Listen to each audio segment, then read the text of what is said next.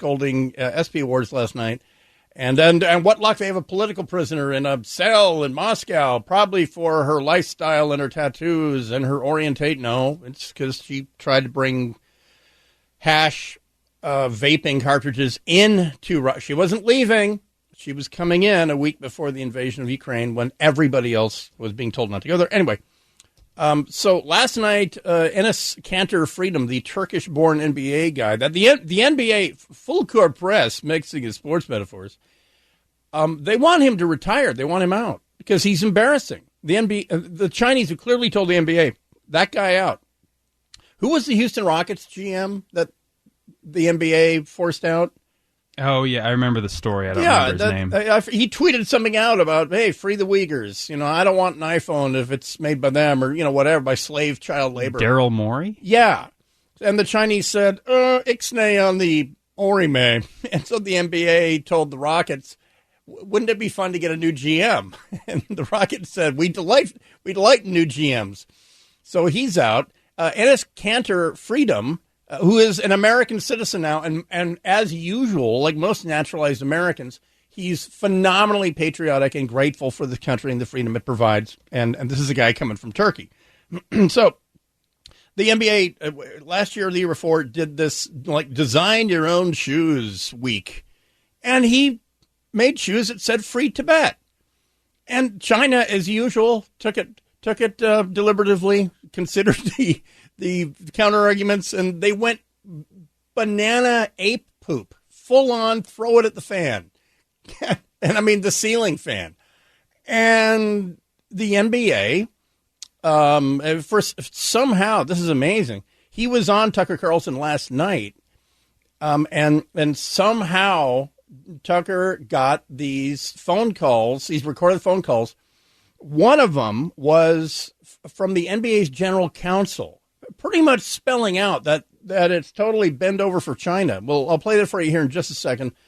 Bryan Suits here, farewell day, the getaway day for producer Greg. He goes on vacation for starting tomorrow for all next week. Me, I'm going to man up, and I'm going to be here tomorrow. Then I go on vacation for a week. Anyway, I'm clearly jelly. I'm peanut butter and jelly over here. Back in a second with that phone call from the NBA General Counsel. AM 770 KTTH. Let's get you to work with our right-way traffic. It's peanut butter jelly time. Peanut butter jelly time. Peanut butter jelly time. Where you at? I'm sorry if you're driving anywhere with kids below the age of 12. You said you were peanut butter jelly. Yeah, but this is a triggering song. What if I'd said Baby Shark when you played that? So let's start with the virtue scolding. Last night in Los Angeles, a bunch of wealthy professional athletes want Vladimir Putin to know that they're dressed to the nines and looking good. That's what's important. And our own Megan Rapinoe with the virtue scolding. I don't think I'm getting political, but I do love to get political. We're probably not going to get her out tonight, and everyone should enjoy the night, and we should all celebrate, the incredible accomplishments that this collective sports environment and community has had for this entire year. But tomorrow and the next week and the next day, like Sky was saying, every time we see BG's face. Oh, now starting at midfielder for the Seattle Reign, Debbie Downer. But don't worry, she ends it on a positive note because the most important thing when you're stuck in some forlorn, freezing Russian basement is that you look good.